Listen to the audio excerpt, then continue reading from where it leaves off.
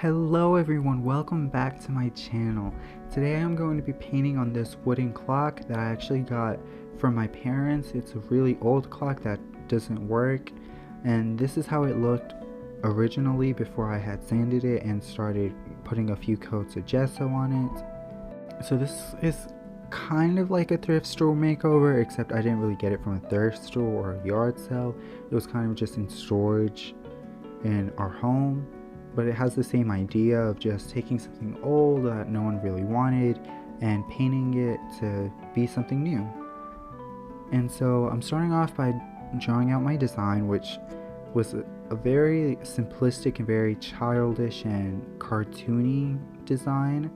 I'm starting off by just drawing a sky with some clouds and a rainbow. I'm trying to be as light as I can with the pencil marks to make sure that the paint will cover it well.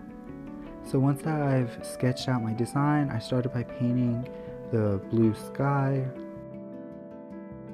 I am using acrylic paint for all of this.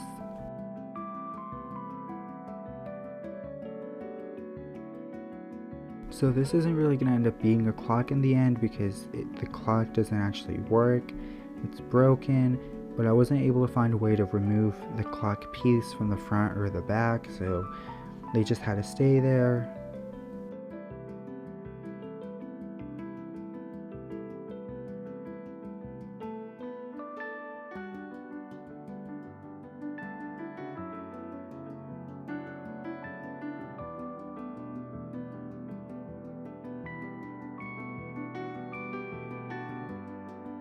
So I believe I did around 3 coats of the sky blue just to get a nice opaque color.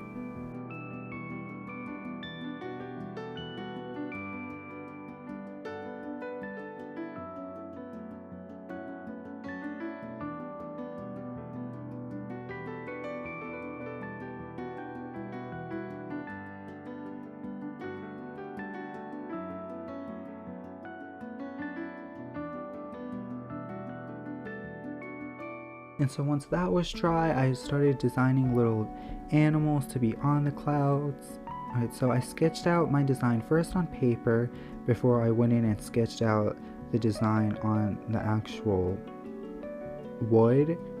And they're just the little animals hanging out on the clouds. And then I mixed my rainbow colors and the colors I was going to be using. And I started painting. I first started with the rainbow just so I could get a good foundation and feel for the colors. So my idea of this was kind of like the Care Bears, where they're like living in the sky. These animals are also all together in the sky.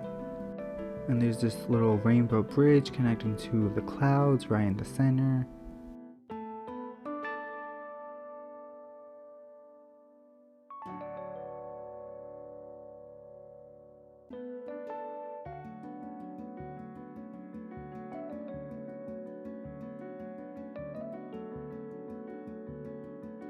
So I sketched out a cat, a dog, a bunny, a turtle, and a bear, which at first I thought it was going to be a panda bear, but then I ended up changing my mind and making it just a regular bear.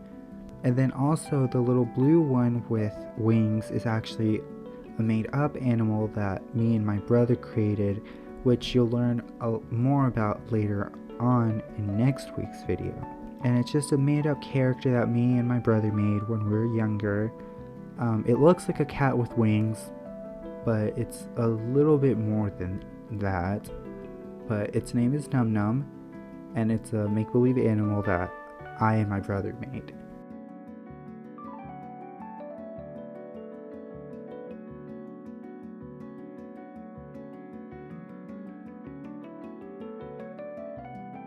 And so once I got a base color for the rainbow, I started putting in a base color for each of the animals, which was very difficult painting these. I think maybe paint markers like Posca pens would have probably worked better, but I don't really have any yet. So I just used the tiniest brush I had to try to paint as neatly as I could. And so I didn't really use traditional colors for most of them. I ended up going very cartoony. I guess only the turtle and cat and puppy end up looking pretty normal, but the rabbit and the panda bear don't look normal. They don't have like regular colors that you would see out in nature. And so at this point I think that the clouds need a little more, and so I mixed up this gray color to act as an outline. I was hoping to get it a little bit lighter than what it is now, but I was already wasting a lot of paint in mixing this color. I didn't have any gray paint. I don't know why the paints that I bought didn't have gray, and so I just had to mix some black with a lot of white, and this was pretty much as light as I could get it. And so I basically just did an outline over the clouds just to give it more definition and just so it would look more finished and not just painted as a base coat. Now I won't be painting the back of this clock since it's meant to be hung up on the wall. You won't really see it. And so I'm just leaving the back of the clock the same wood that it is.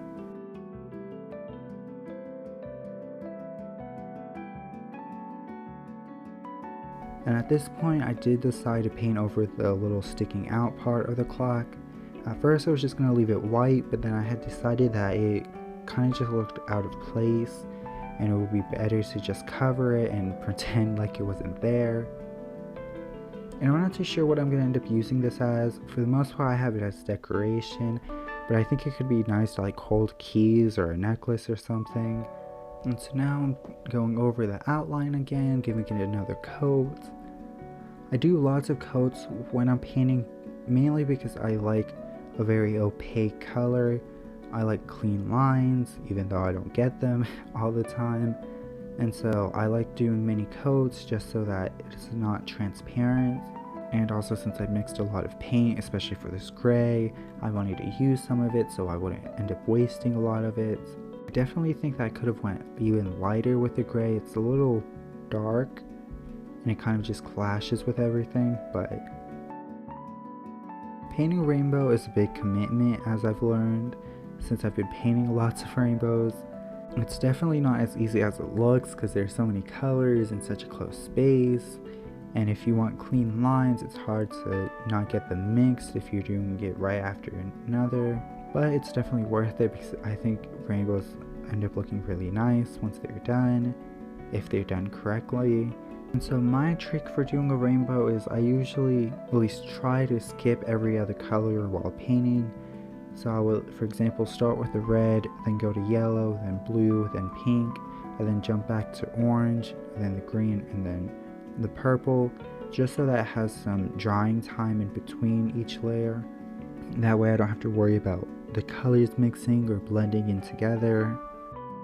So at this point I've done black outlines to all of the little animals, and I've added a few details here and there on some of them, like the brown ears on the dog and the stripes on the cat. But they're looking very scary at this moment since they don't have the highlights in their eyes.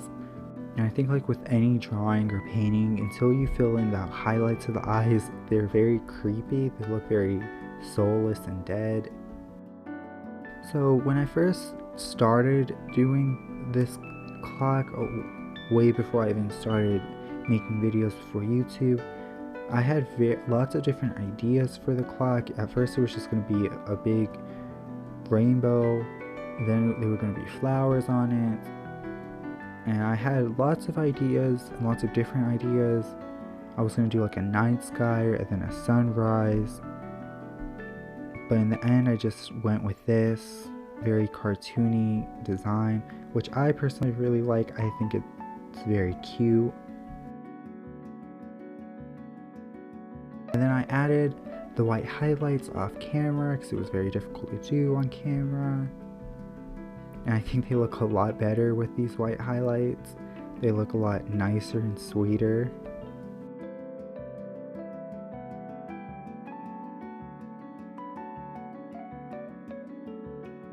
On the back I just put my initials and dated it. Then I got out my gloss Mod Podge and coated the whole thing in a very thick coating just to protect it and seal everything on. Lots of people do multiple thin coats of Mod Podge to protect and seal their things. I personally prefer to do just one thick coat of Mod Podge. It's probably not the smartest thing to do, but that's just how I tend to do it.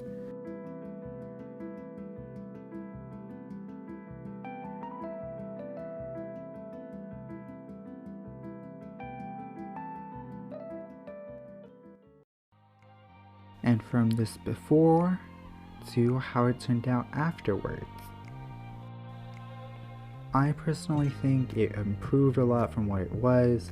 It's a lot brighter and newer, and I really love the shine that the Mod Podge gave it, and overall I'm very happy with how it turned out. I hope you like it, and I hope you enjoyed this video. Thank you so much for watching, and God bless you.